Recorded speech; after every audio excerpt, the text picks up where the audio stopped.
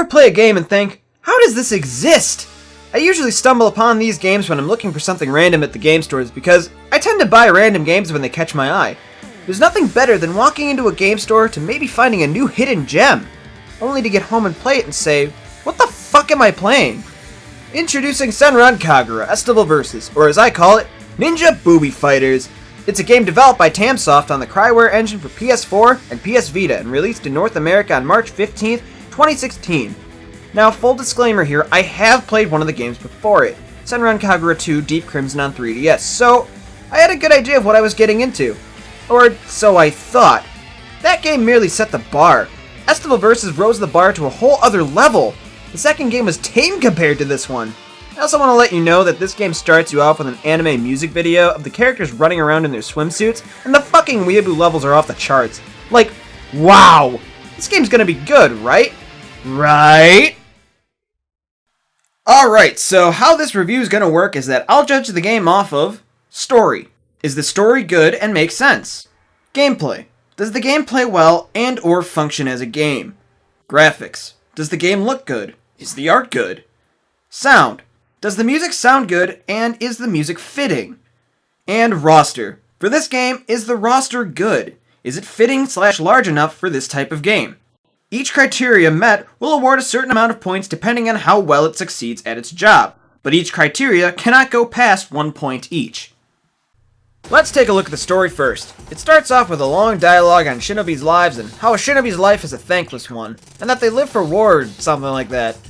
Then the lady starts talking about a Millennium Festival, a festival in which a shinobi's deceased ancestors can be seen alive once more, and where the shinobi academies compete against each other by destroying each other's festival stages.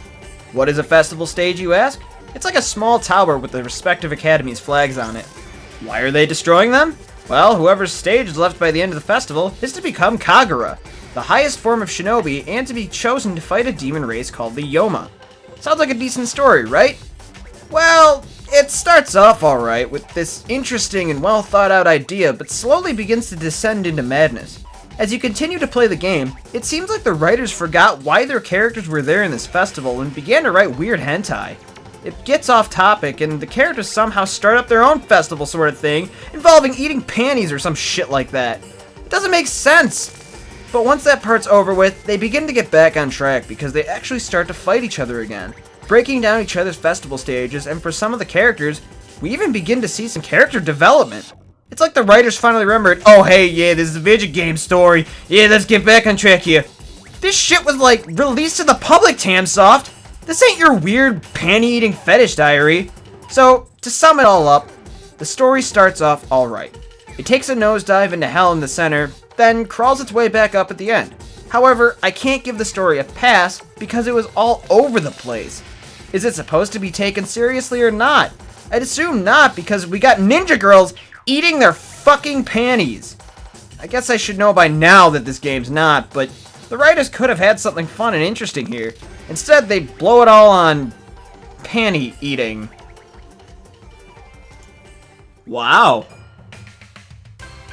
I was just, admiring the graphics of the game, the graphics. They look nice, they work, and some of the levels are actually rather beautiful, especially the ice and beach ones. I can't really complain with how the game looks. It's anime style through and through. No ifs, ands, or buts about it. The characters animate beautifully, and I mean the actual characters, not their jiggly physics. Bad Tamsoft, you had something cool. Why you gotta be throwing boobies in my face all the time? I mean, thanks, but why? The artwork is well done. It's very clean, eye-catching, and pops much like how the anime style does naturally. As an aspiring artist, I can see the work they put into the game's art and animation. It probably took a long time to perfect it, and now that they're running the game on a stronger console, they can go all out and have fun with the style, so I'm giving this one a full pass. Also, I just want to add in that the character designs are awesome!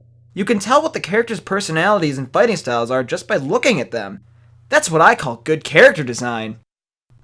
Another great thing about this game is its soundtrack. In fact, the soundtrack for the game is debatably better than the game itself. I often find myself listening to it while working on things like sketching, or even this review. I mean, listen to some of this stuff.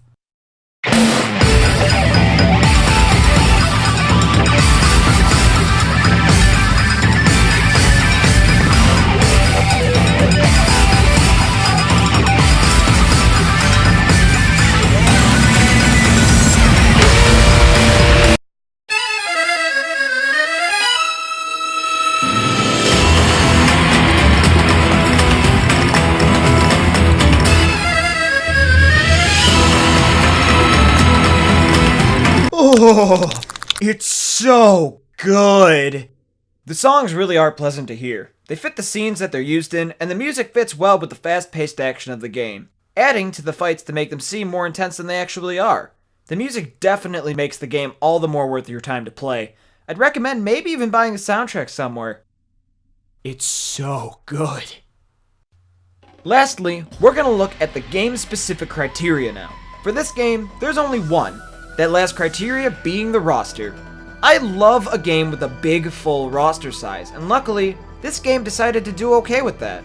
With 28 playable characters, only 2 of which are unlockable, it offers a variety of fun characters to play as, level up, and fight with, each one offering a different and unique personality and fighting style.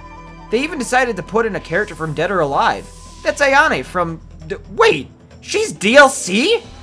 I have to pay for her? Well, that sucks! I mean, the game's fun, but I wouldn't pay for a character. Wait, there's a few DLC characters. What the actual fuck, guys? I mean, I suppose they aren't too expensive, but come on!